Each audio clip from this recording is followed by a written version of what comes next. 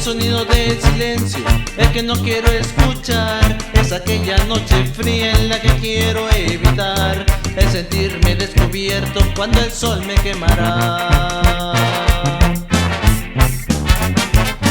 ¿Para qué seguir riendo cuando siento que no estás?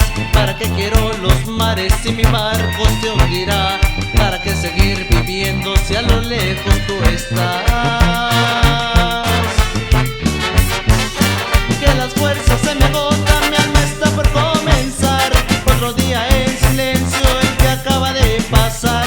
Pasa y pasa los minutos en mi oscura soledad, soledad que se alimenta del silencio de tu boca, de esa boca que sonríe pronunciando así mi nombre, aquel nombre que me diste diciendo que sí, mi amor, es tu amor que te espera y que siempre esperará, es tu amor que me condena a esta eterna libertad.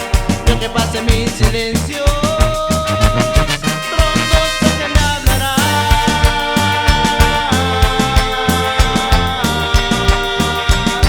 pronto sé que me hablarás.